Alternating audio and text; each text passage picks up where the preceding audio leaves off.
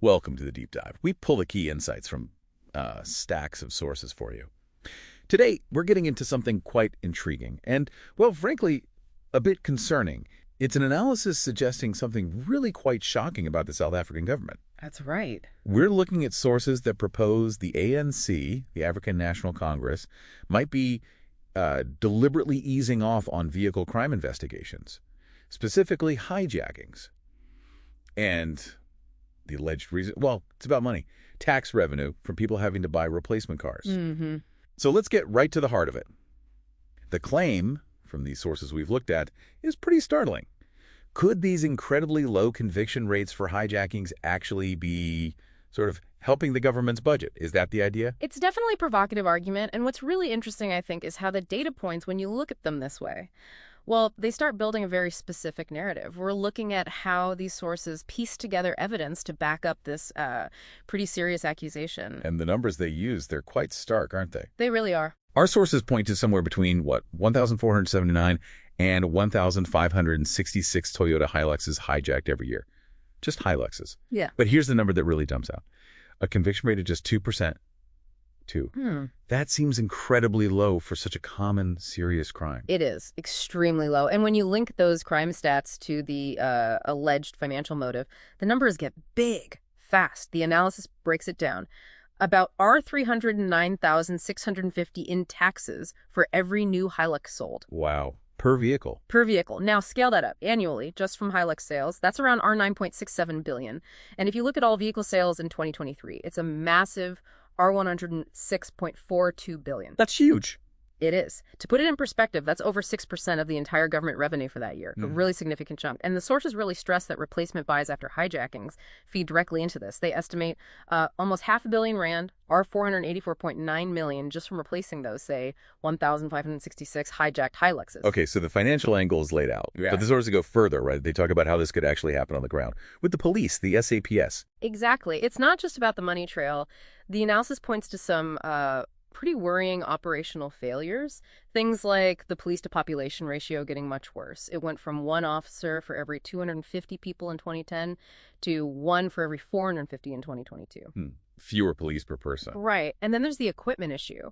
Like, in 2020, in Gauteng province alone, over 1,400 police vehicles out of less than 6,000 were apparently unusable, inoperable. Sounds bad. Just inefficient. Well, that's one interpretation.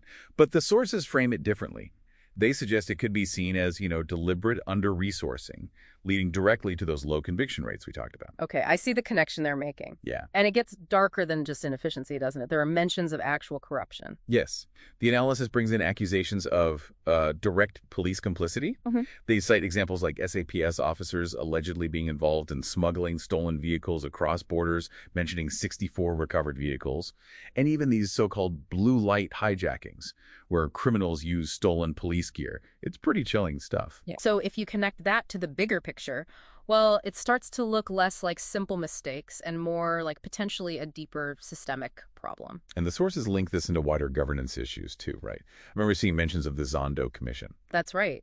They bring in the findings from that big inquiry into state capture, which, as you know, highlighted alleged corruption linked to the ANC weakening institutions, even SARS, the tax agency. And the contrast with private security is also mentioned. Yeah, stark contrast. Yeah. You've got something like 2.7 million private security officers versus maybe 187,000 SAPS officers.